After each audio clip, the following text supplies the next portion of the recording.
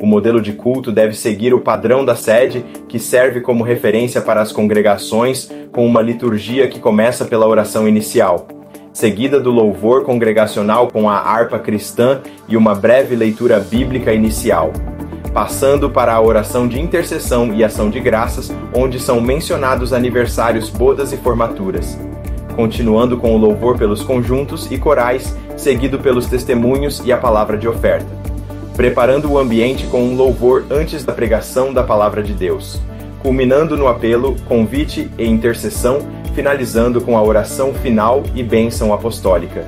Lembrando que os comunicados e avisos devem ser feitos durante o culto antes da pregação para preservar o momento final de comunhão e reflexão espiritual.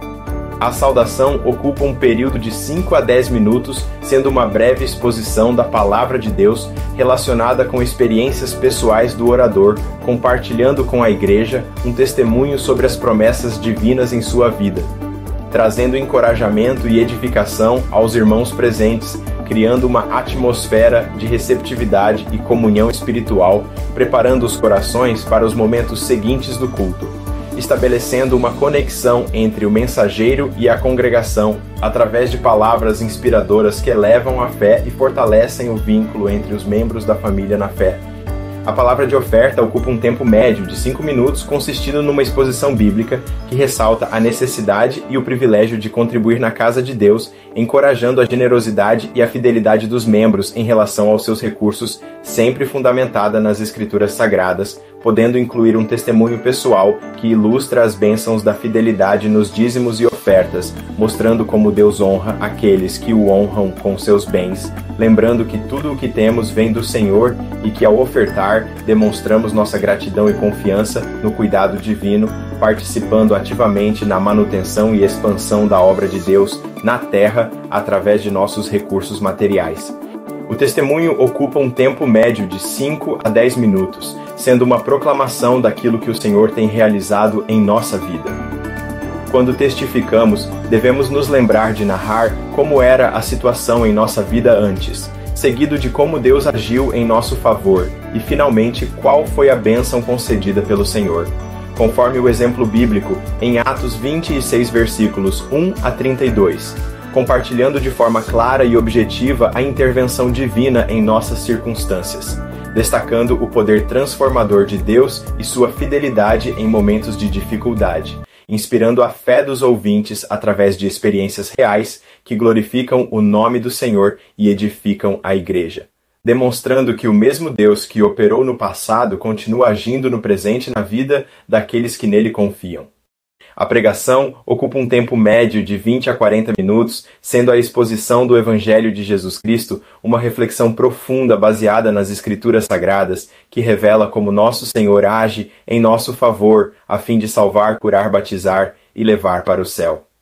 Apresentando as boas novas de Deus para todos aqueles que pecaram, trazendo a mensagem de esperança, redenção e transformação através da palavra viva e eficaz, que penetra até a divisão da alma e do espírito, comunicando verdades eternas que edificam a fé dos ouvintes e os conduz a uma experiência mais profunda com Cristo, exaltando a pessoa e a obra do Salvador e convidando os presentes a uma resposta de fé e compromisso com o reino de Deus, destacando o amor incondicional do Pai e o sacrifício redentor do Filho que nos reconcilia com o Criador e nos oferece vida abundante.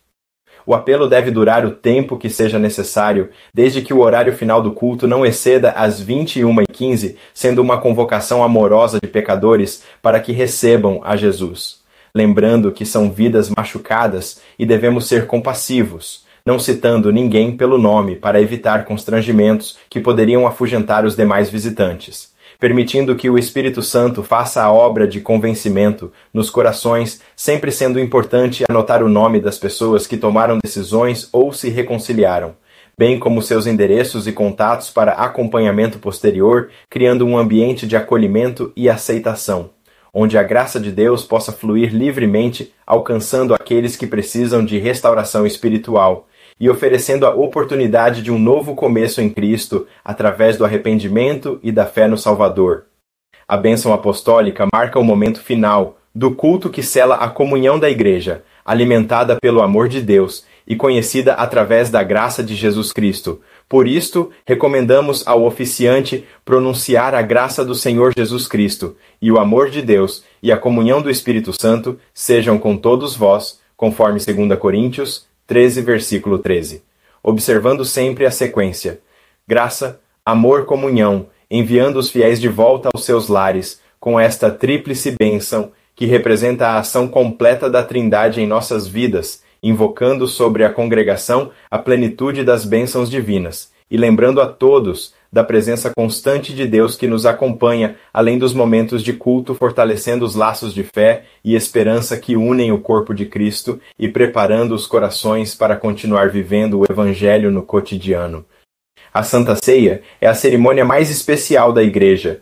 Nesta celebração, lembramos duas doutrinas fundamentais do Evangelho, a memória dos sofrimentos e morte de nosso Senhor Jesus Cristo e sua segunda vinda conforme 1 Coríntios 11, versículos 23 a 26, onde o pão simboliza o corpo do Senhor que foi partido por nós, e o cálice representa seu sangue derramado para a purificação dos nossos pecados, como nos ensina 1 João, versículo 7, sendo a leitura oficial da ceia do Senhor, encontrada em 1 Coríntios 11, versículos 23 a 32, podendo participar deste momento sagrado todos aqueles que forem batizados no nome do Pai e do Filho e do Espírito Santo, e que estão em plena comunhão com a Igreja do Senhor, celebrando assim o sacrifício redentor de Cristo e renovando nossa esperança em sua gloriosa volta.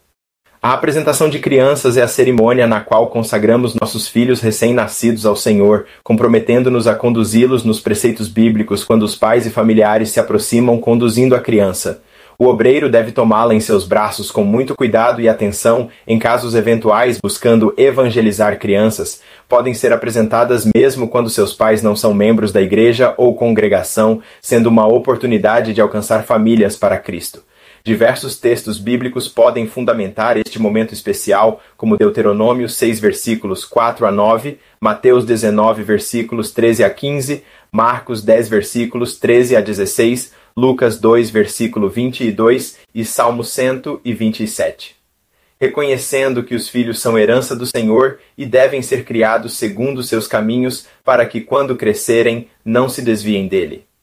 Cremos no batismo nas águas por imersão em nome do Pai e do Filho e do Espírito Santo, como necessidade absoluta da publicação do novo nascimento pela fé em Cristo e pelo poder atuante do Espírito Santo e da Palavra de Deus, para tornar o homem digno do reino dos céus, conforme Mateus 28, versículos 19 e 20. O material de discipulado da Igreja consiste nos 4 passos de bem-vindo à Igreja, que são o Evangelho, Deus, nossa fé e hábitos. Estas lições fundamentadas na declaração de fé das Assembleias de Deus no Brasil devem ser ministradas aos novos convertidos e também realizadas quando se admitirem novos membros, especialmente por reconciliação e por aclamação, oriundos de outras denominações de formação incerta, preparando adequadamente os candidatos para compreenderem o significado do batismo e as doutrinas essenciais da fé cristã, integrando-os plenamente ao corpo de Cristo.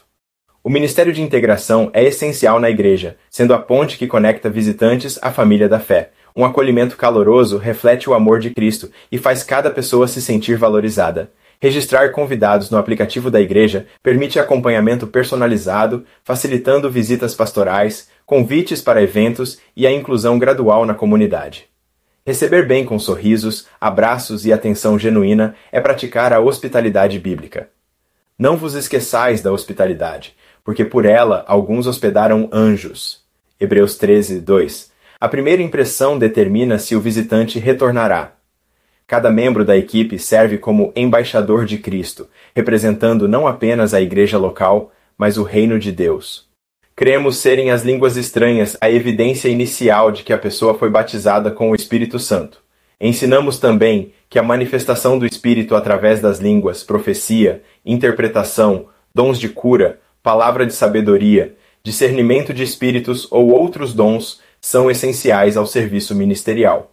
Todo membro da Igreja deve ser incentivado a buscar e receber esta promessa, conforme Atos 2, 38 e 39. Arrependei-vos, e cada um de vós seja batizado, e recebereis o dom do Espírito Santo. Porque a promessa vos diz respeito a vós, a vossos filhos e a todos os que estão longe. E Atos 19:2, quando Paulo perguntou: recebestes vós o Espírito Santo quando crestes? Esta experiência pentecostal capacita o crente para o serviço e testemunho eficaz. O culto nos lares não se trata dos cultos domésticos de cada família, sob a responsabilidade dos pais, e sim daquele culto com convite realizado ao público externo. Neste caso, sempre deve haver conhecimento e autorização, supervisão do obreiro dirigente sobre quais pessoas irão participar, cantar e pregar. Busca-se fazer do culto uma oportunidade missionária e de comunhão, evitando conversas difamatórias que acabam afastando pessoas da igreja. Estes momentos são preciosos para alcançar vizinhos, familiares e amigos com o Evangelho em um ambiente mais informal e acolhedor. Não se devem levantar ofertas nos cultos domésticos para não desvirtuar sua finalidade evangelística e de edificação espiritual, mantendo o foco no compartilhamento da palavra e na comunhão entre os participantes. O dirigente de congregação deve observar e dar conhecimento aos líderes dos ministérios das congregações, departamentos, sobre a agenda geral do campo, com todos os seus congressos e asafes. Deverá ter o cuidado e empenho de que um casamento entre seus congregados não interfira na programação prevista na agenda geral, garantindo assim a participação efetiva da igreja em todos os eventos oficiais e mantendo a harmonia entre as atividades locais e as do campo. A comunicação clara e antecipada da agenda permite que todos os ministérios se organizem adequadamente, evitando sobreposições e conflitos de datas e promovendo a unidade e cooperação entre as congregações do campo. O dirigente de congregação sempre deverá se encontrar com o pastor-presidente quando a questão envolver a aplicação disciplinar ou desligamento de membros, utilizando documentos já preenchidos e assinados, inclusive com assinatura de testemunhas, descrevendo a situação de cada caso, conforme Circular 2507. Os membros menores de 18 anos terão sua situação tratada de modo que não transgrida o Estatuto da Criança e do Adolescente. É muito importante que o dirigente jamais comente com outros membros da igreja as confissões recebidas, pois isso trará perda de confiança em outros também com necessidade semelhante. Conforme a Circular 10/2012, devemos aproveitar eventos sociais, chá de cozinha, despedida de solteiro, aniversários, noivados, casamentos e bodas, para testemunhar aos não cristãos através de nossa conduta, distinguindo o que serve a Deus do que não serve. Malaquias 3:18. Dirigentes devem orientar membros com eventos agendados, que ao contratarem serviços de recepção, observem os bons costumes da Assembleia de Deus Ministério Belém, não permitindo em templos ou outros locais. Distribuição de bebida alcoólica. Vestuário indecente, lembrando que nosso corpo é templo do Espírito Santo. 1 Coríntios 6:19. Bailes ou atividades dançantes que estimulam sensualidade. Estas orientações visam manter o testemunho cristão mesmo em momentos festivos, honrando a Deus em todas as circunstâncias e sendo luz para os convidados não crentes. Não autorizamos e não incentivamos a realização de atividades médicas de qualquer natureza ou especialidade no ambiente de nossos templos, pois nossas instalações não estão adequadas segundo a legislação sanitária para essa finalidade. A membresia da congregação e outros interessados deverão buscar a rede pública ou particular para atendimentos de saúde, evitando assim problemas legais relacionados às normas sanitárias e garantindo que os cuidados médicos sejam realizados em ambientes apropriados e por profissionais devidamente habilitados em locais adequados para tal finalidade. Cada congregação, ao longo do tempo, vai passando por desgaste esperado pelo uso e pelo tempo, seja na edificação como também em seus móveis e equipamentos. O dirigente também deve estar atento para evitar o desperdício no consumo de água, luz, material de limpeza e outros que mantêm a congregação em bom estado de funcionamento. Determinará que alguém verifique vazamentos e outras providências preventivas e corretivas. Finalmente, deverá dar a conhecer o mais breve possível, por escrito, à sede da Igreja, sobre as anormalidades verificadas, caso não se veja em condições de resolver.